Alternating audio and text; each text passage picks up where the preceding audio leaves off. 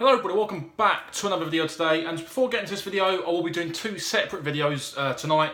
First one talking about the Scottish National meet up at Ayr tomorrow, and also I'll do a separate video going through Newbury's Fred Darling / Greenham card as well. There's a few good races on that card and I want to give both cards a good, honest, in-depth preview, and I'd rather do two separate videos rather than one and only pick a handful of races. I like to go through both in depth and yeah, give my picks, and we'll go through the form and just see give my opinions on what I think will win and what I think could run well. So if you do enjoy before we start, obviously hit the like button, that'd be greatly appreciated as well. And also comment your tips as well, that'd be greatly appreciated as well. I'd like to hear from as many people as possible. But we're going to get straight into it. We're going to start off up at Ayr for the Scottish National meet, and we're going to get straight into the 125, the Scotty Brand Handicap Chase, listed chase over 2 miles. And Azuri for Dan Skelton is currently 7-2 favourite. Paul Nicholls Magic Saint 13-2. Forest Behan for at 9-1 for Brian Ellison. Duke and Avon for Nicky Richards 9-1. Liddington at 9-1. St Leo 10-1. And you get 12-1 big of the rest. Quite a well contested, hot little listed chases actually over the 2 miles. And I'll start off with Azuri. Finished 12 for 16 last time out in behind San Benedetto at Newbury, and San Benedetto didn't run too badly in the top and chase at Aintree last time. Didn't run too badly, didn't run amazingly, but he ran okay. And Azuri here finished 12 for 16 behind him, finished an absolute mile behind him in that race. It was a good chase, that was a decent race, and you can see why Azuri's 7-2. Didn't probably run too great at Newbury, but you can definitely forgive him for that run, and he might have a big chance in a lesser run handicap. With less runners, less drama going on around him, he's definitely got a good chance here. Magic Saint 13-2 was beaten favourite behind Croco Bay at Cheltenham last time. I think in the Grand Annual it was. That was one of the last races of the meeting. Croco Bay was a massively priced winner, wasn't he, for Ben Case and Keelan Woods, and he finished well beaten in that race. Was sent off the favourite and was well beaten in that race. Forest Behan as well finished 4th in that race as well in the Grand Annual last time. Stayed on well, but hung right towards the end of the race and weakened. But definitely would be my pick of the horses here. Quick mention to Duke of Navan, finished 3rd at Leopardstown last time. Has been campaigned over in Ireland as well as over here as well. But I do like the look of Forest Behan. Didn't run at Aintree last time. Was down to run in the Red Rum Chase at Aintree. Got pulled out of that, which suggests the ground was slightly against him that day. Quicker grounds predicted here as well. The ground's been quite good, judging from the first day, the meeting today as well. And I definitely think Forest Behan's got a great chance. 9-1, a nice price for him. Good form behind Croco Bay. I don't think Croco Bay's the best horse, and I'd probably take that Grand Annual win with a pinch of salt. So it was still a promising run though. Hung right towards the end and probably weakened a bit, but a flatter track will be definitely be a big plus. And I think he's got a great chance in here. So, in my opinion, to win the first race at Ayr, Forest Behan is my pick. Moving into the 155, we do have the Champion Novice Chase, a limited handicap over the 3 miles, a Class 2 as well. Killer from Cross, the Kim Yor up leads the market at 7-2. Molly the Dolly 9-2, Azerty 11-2, Dandy Dan 6-1, One for the Road Tom 8-1, Ibis the Rur 9-1, Drinks Interval 9-1, and it's 14-1 bigger the rest here. Quick mention about top of the market, Killer from Cross won a massive race at Cheltenham for Henry Oliver. Finished a very gallant second in the Kim Yor behind Any Second Now, and was given a really good ride, but just got outstayed towards the end of the race at Cheltenham. That was over 3 mile 2, I do believe, and it's now 2 miles less in this race, and Novice Chase again this time around, and I think he's got a massive chance, 7-2. Looking down the field, Azerty, 7th in the Burn Group Plate over the 2 miles at Cheltenham last time. Step up to 3 miles might be a big plus. I think he got a bit outpaced in the Burn Group Plate last time.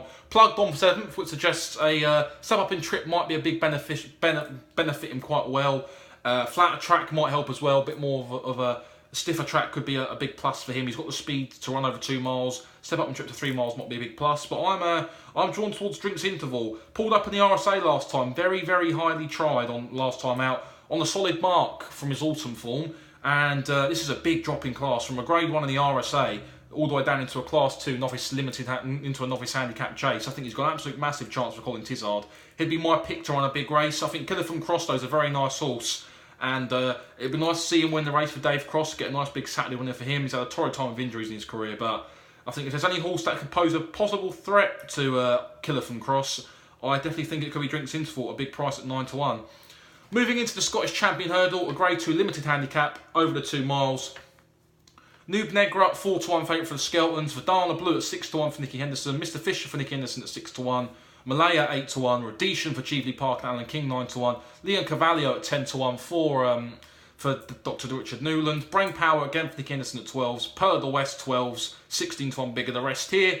Quick jump into this race as well. Vidana Blue 6-1 in this race was a Christmas Hurdle winner, beat Bouverdere, who's probably not the horse he once was. I think also won either the Elite Hurdle or the Kingroll Hurdle. Always get the two races mixed up. One of them two. He won that at Wincanton on Badger Owl's Trophy Day, I do believe that was. Finished 5th in the Champion Hurdle last time on soft ground under David Russell at a massive price. The ground was probably a bit too soft for her last time out. Top weight in this race, I do believe. Got a £7 claimer on board today in the limited handicap. Got a good chance, I do believe. Got a good form over flat courses at Kempton and at Wincanton, two notable flat courses without any sort of stiff hill to climb. Got out pace at Cheltenham last time. Ground was probably too soft, so I put a line through that race. The only problem that would put me off would probably be the weight. And I looked down the list. Mr. Fisher's got a good chance. 8th in the Supreme last time.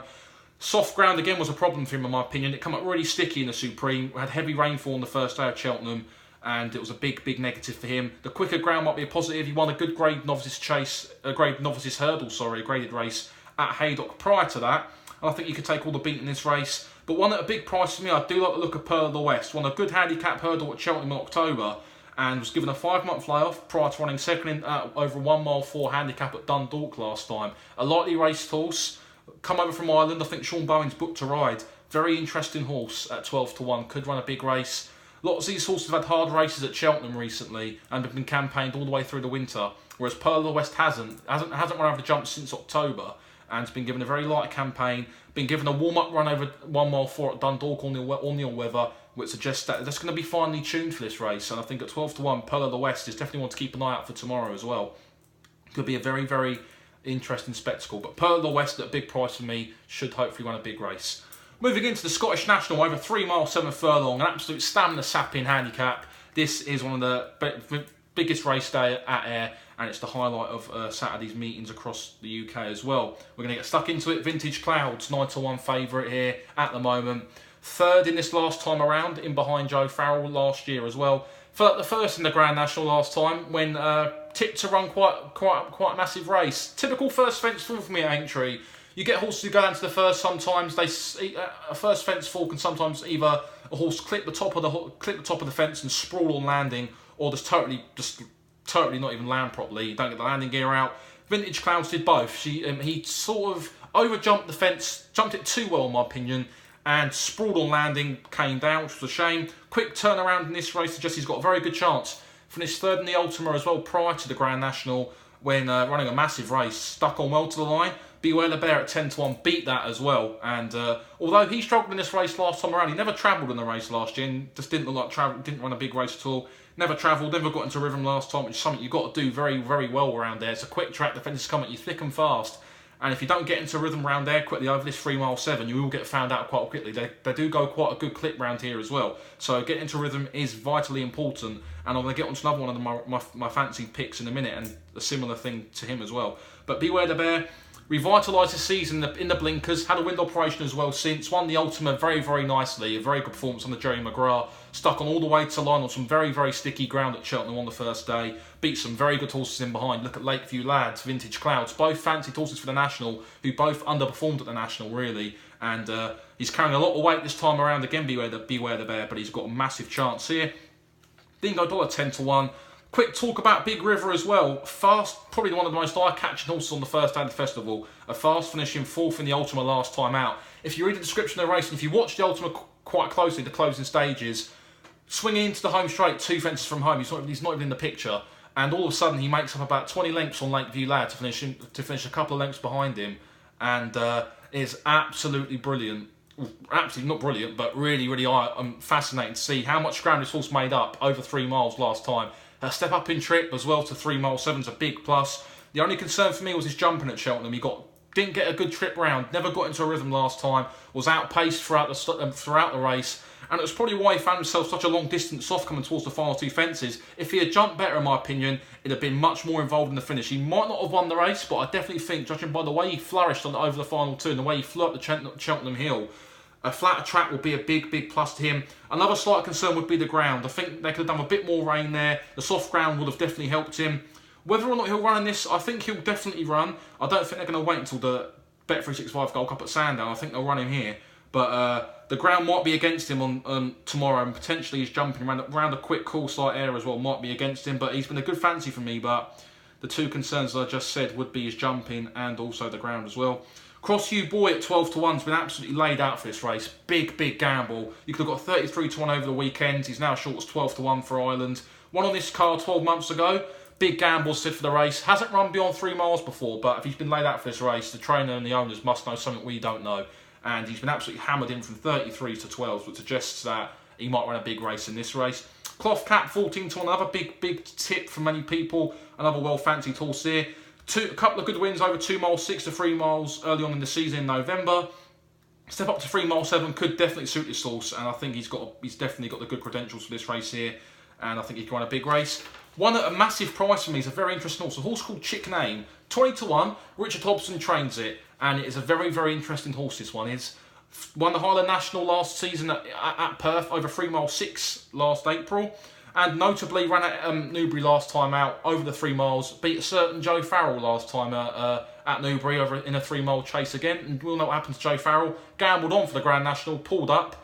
But he beat a very good horse, didn't he, Joe Farrell, who won the Scottish National last year. And I think at 20 to 1, Chick Name's got a massive price. Stamina and abundance. He'll run, he'll jump, he'll stay. Likes the ground. Won over quick ground at Perth in April last year as well. One over in Newbury as well on similar ground. I think he's got a massive chance here. My pick for this race at a big price would be Chick Name. I've thought a lot of this horse for a while now. Watched his last couple of runs. Very impressive win over Joe Farrell as well. So my two for the Scottish National. Big River, provided that he gets into a good rhythm early on. And also Chick Name at a big price. If you did enjoy this, guys, hit the thumbs up. Subscribe if you're new as well. And we'll see you all later on for the Greenham card preview.